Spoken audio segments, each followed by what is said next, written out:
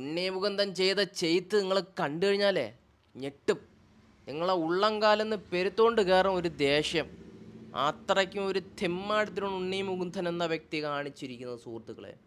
ഒരു പാപം പിടിച്ച ഒരു പയ്യൻ ഒരു വീഡിയോ എടുത്തപ്പോഴത്തേക്കും ഈ അഹങ്കാരി ചെയ്ത വേല എന്ന് വെച്ച് കഴിഞ്ഞാൽ ആ പയ്യൻ്റെ കയ്യിരിക്കുന്ന മൊബൈൽ എടുത്ത് പോക്കറ്റിട്ടുണ്ട് അങ്ങ് പോവേണ്. ഇങ്ങനെ ഇതൊരു മാർക്കോ സിനിമേ അല്ല, അറിഞ്ഞുകൂടാത്തോണ്ട് ചോദിക്കുന്നത്. ഇത് മാർക്കോൻ്റെ മറ്റേ ഹാങ് ഓവർ വിട്ടില്ലേ?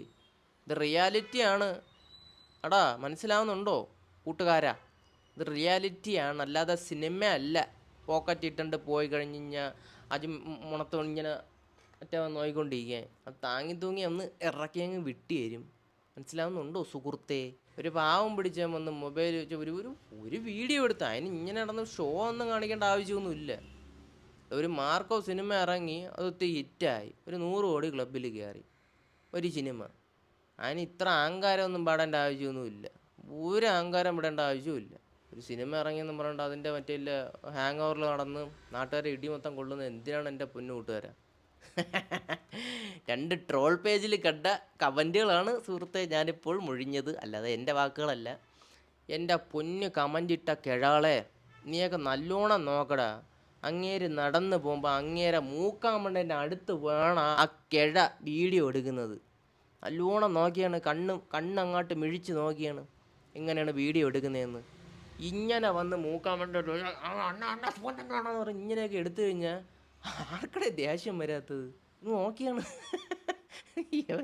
ഇവന് തലയ്ക്കാ സോണ തോന്നു കേട്ടാ.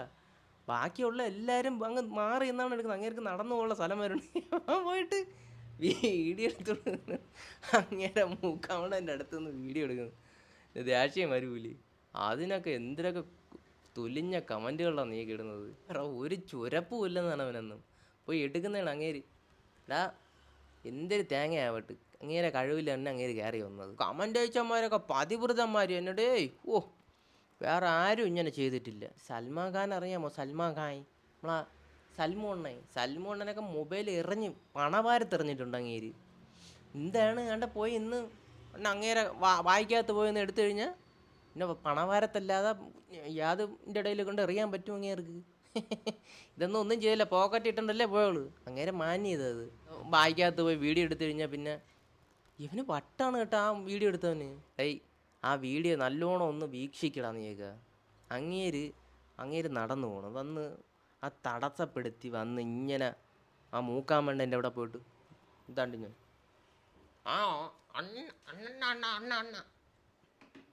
എടാ പോടാ ഇറങ്ങി. ഒരാളെ വളർച്ച കണ്ടപ്പോഴത്തേക്കും പിടിക്കുന്നില്ലടാ നിനക്കൊന്നും.